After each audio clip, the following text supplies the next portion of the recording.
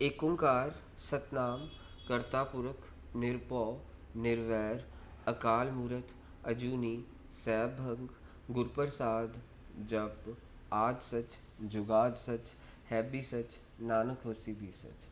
वाहिगुरु जी का खालसा वाहिगुरु जी की फतेह। Dear students, in this video I will be covering the basis of trigonometry। बच्चों को trigno के स्पेलिंग ही नहीं पता होते, बोलते हम ट्रिग्नो है पर लिखते ट्रिग्नो नहीं है, लिखते हम ट्रिगोनो है। ट्रिग्नोमेट्री के बेसिस करने वाले हैं। ये देखिए स्पेलिंग्स को पहले ध्यान से देख लें, ट्रिगोनो। सो अब हम करने जा रहे हैं बेसिस को। पहली एक्सरसाइज जो सी है, पहली एक्सरसाइज मीन्स सबसे पहले वाले basis means sign cos tan. ये आपके लिए नई टर्म्स है। अब इनका मतलब क्या है? मीन्स आपने छोटी क्लासेस में पढ़ा हुआ है 90 डिग्री वाली के सामने वाली side of triangle is called hypotenuse. ये पढ़ा होगा आप सभी ने, इट्स हाइपोटेन्यूज। और आप छोटी क्लासेस में ये पढ़ लेते थे ये बेस है एंड ये परपेंडिकुलर है ना।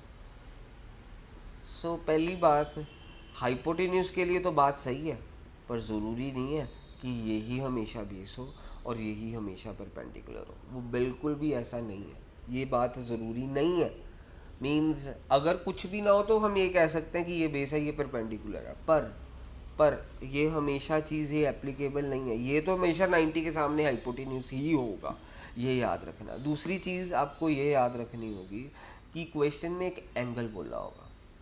इन जैसे ये ट्राइंगल ए बी सी है, तो अगर आपको क्वेश्चन में एम्फसाइज करा हो ये तो 90 है तो ये तो हाइपोटेन्यूज होगा, ये तो पक्की बात है। ये तो इसमें कोई हमारे को कोई कन्फ्यूजन ही नहीं है। 90 के सामने वाली साइड इज हाइपोटेन्यूज। अगर एम्फसाइज करा हुआ है ए को, अगर क्वेश्चन में एम्फसाइज करा हुआ है ए को, तो ए के सामने वाली चीज़ मीन्स एंगल के सामने वाली चीज़ इज परपेंडिकुलर।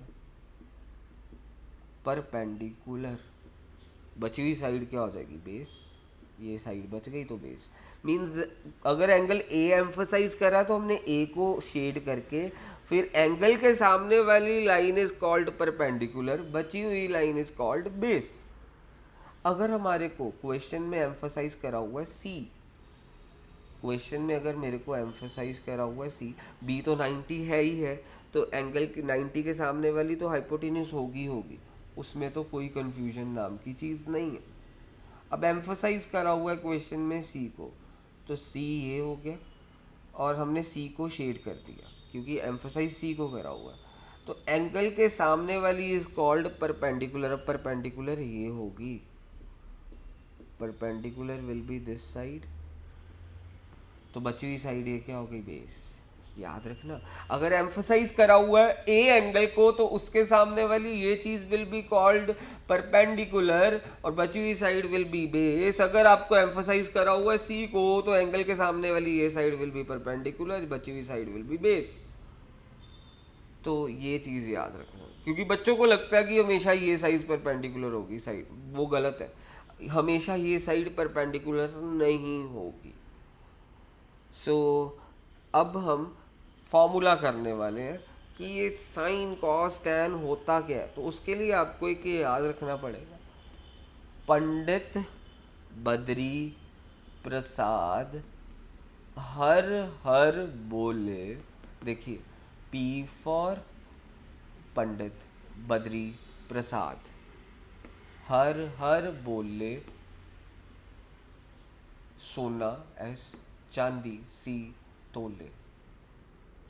तो यहाँ से P is perpendicular, H is hypotenuse, B is base, H is hypotenuse. P is perpendicular, B is base. S for sine, सोना चांदी तोले, सोना चांदी तोले। S फॉर सोना, C फॉर चांदी, T फॉर तोले। पर मैथ्स में क्या है? Sine cos tan. साइन का फॉर्मूला होगा परपेंडिकुलर अपॉन हाइपोटेन्यूज, कॉस का फॉर्मूला होगा बेस अपॉन हाइपोटेन्यूज, टैन का यानी फॉर्मूला क्या होगा? Perpendicular over base. टैन का फॉर्मूला होगा परपेंडिकुलर ओवर बेस।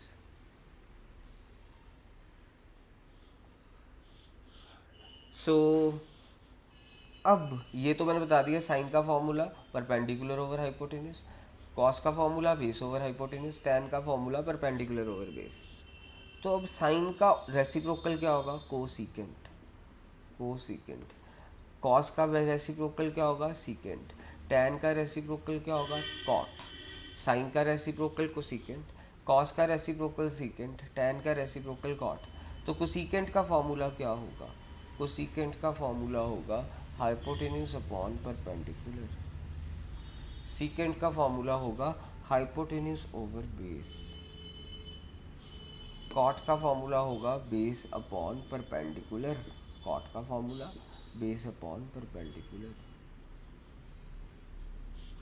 तो ये हमारे को कोसीकेंट, सीकेंट, कोटेंजेंट ऐसे बोलते हैं, मीन्स पर हम ऐसे बोल सकते हैं कॉसिकेंट, कॉसेक, सीकेंट। इस सीकेंट बोलना होता है इसको हमेशा, सीकेंट, इसको कोसीकेंट, सीकेंट, इसको कॉट कह सकते हैं, ठीक है। सो आपका ये बेस नंबर 1 हो गया, ठीक है।